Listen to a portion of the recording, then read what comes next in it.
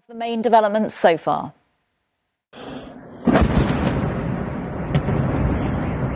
Overnight in Kyiv, the quiet shattered by several large explosions.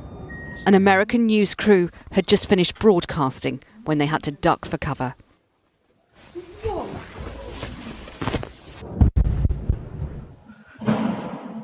Слышите? In other developments, Russian forces have seized control of the key port city of Kherson, the first major city to fall, its mayor sending updates of its desperate plight.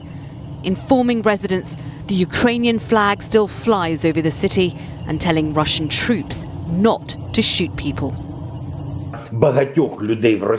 While in a new address overnight, Ukrainian President Zelensky remained defiant. He said the invading Russians will have no peace here. They will have no food. They will have here not one quiet moment. If they go somewhere, then only temporarily. We'll drive them out. In the besieged city of Mariupol, hundreds of people are feared dead after hours of sustained shelling.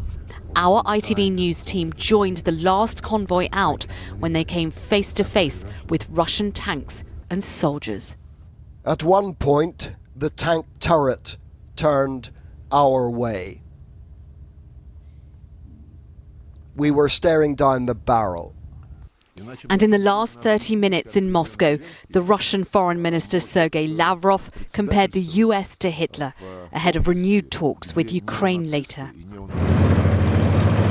While the latest video put out by the Russians claims to show its forces approaching Kyiv.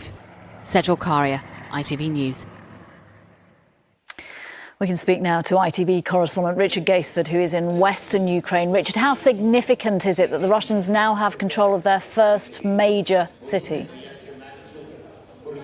Yeah, strategically important, logistically important. This is a port city in the south and one that helps them with this idea of forming a corridor, a wide band down the east of the country, heading down towards Crimea. Some really intense fighting happening in the east right now, and all eyes not just on that, but also on that convoy heading up towards Kyiv. Now, we're told it's stalled. The Americans seem to suggest that there may be supply line issues, that they've run out of fuel.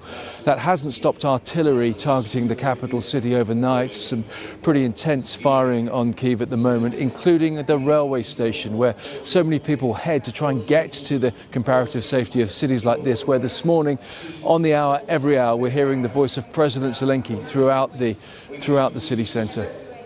Richard Gaisford, thank you very much for joining us. Thank you. Well, the United Nations says 1 million refugees have now left Ukraine. Our political correspondent David Wood joins us from Westminster. What more can be done to help, David? Nina, pressure is growing on the government here to do more to simplify the routes into the UK for the refugees. Tomorrow, the scheme for those with extended family here will open, thought to make 200,000 people eligible. But via existing visa routes, the government says applications are low, but that will change, and capacity to process those applications will increase too.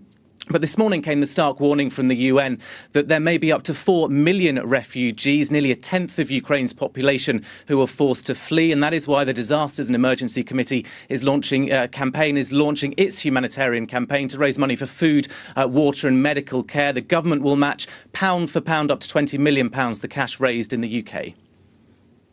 David Wood, thank you very much. And if you would like to make a donation to the DEC Ukraine appeal, you can head to their website or call the number that's on your screen now, 0370 60 60 900. That number again, 0370 60 60 900.